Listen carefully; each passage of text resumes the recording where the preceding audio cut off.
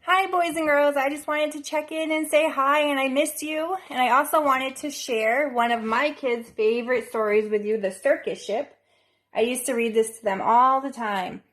The author and the illustrator, which means the guy who wrote and drew the pictures in the book, is Chris Van Dusen, and he's from right here in Maine. 5 miles off the coast of Maine and slightly overdue, a circus ship was steaming south in fog as thick as stew. How can he see where they're going? On board were 15 animals who traveled to and fro. The next day it was Boston for another circus show. The captain, Mr. Carrington, who was honest and sincere, he thought that they should drop the hook and wait for things to clear. But Mr. Payne, the circus boss, was terribly demanding. He stomped up to the helm where Captain Carrington was standing. He screamed, "Don't stop, keep going, I've got a show to do. Just get me down to Boston town tomorrow, sir, by 2. He wasn't using his manners, was he? Then came a crash, an awful bash. Things flew into the air. The ship had smashed into a ledge that no one knew was there. Oh, that's pretty scary. The shattered ship began to tip, then sank without a sound. The splashing, thrashing animals swam round and round and round.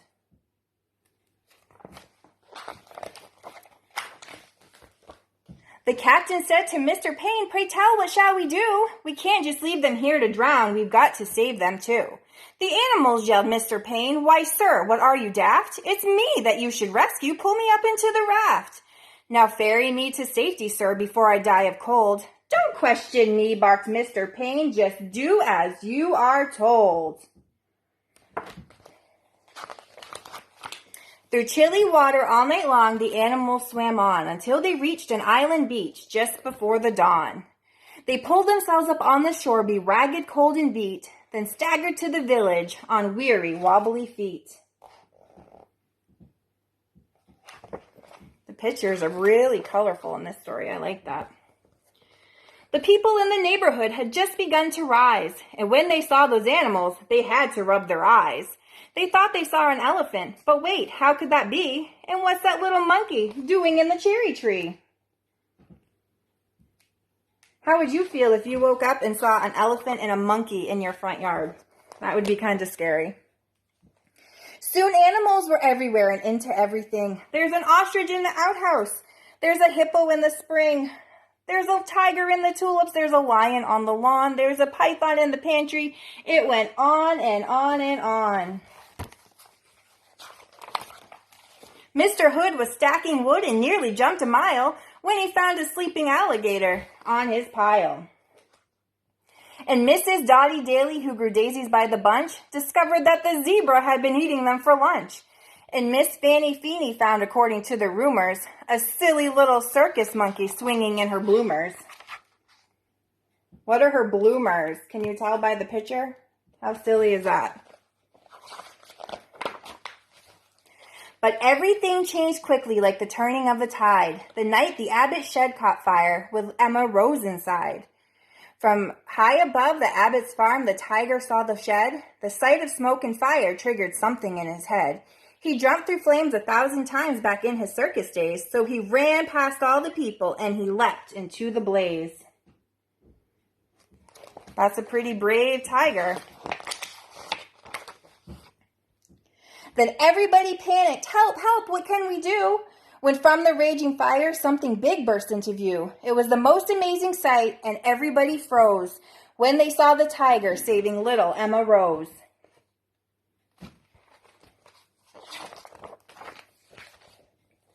The tiger's risky rescue changed everybody's mind. The animals weren't bothersome, the animals were kind.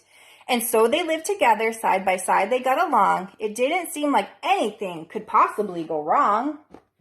They're all having a big picnic together, all getting along so nicely.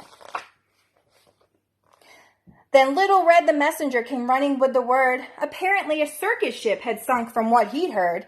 The animals are from the boat, they swam in from the bay. The owner wants them back, he'll be here any day.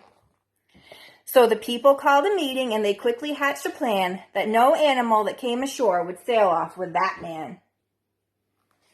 Mr. Payne wasn't very kind, was he? The next day at the crack of dawn, a ship was at the pier, and up the lane marched Mr. Payne, whose words were loud and clear. I am the circus owner. My ship sank in the murk. I've come to find my animals and put them back to work.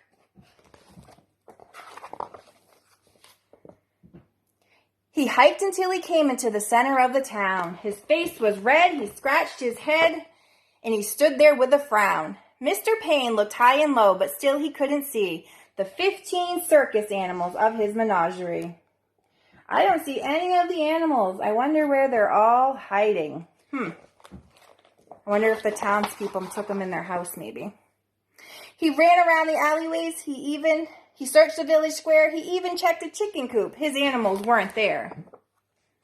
Mr. Payne was tuckered out. His heavy chest was heaving. Then Little Red stepped up and said, I think your boat is leaving. He ran off in a fit of rage. His ship was leaving sight, so he jumped into a rowboat and he rowed with all his might. I wonder if he's going to catch up to his ship. And from that day forward, they like to say their lives were all free of pain. It was a happy, peaceful place upon that isle in Maine. Bye, guys. Have fun today.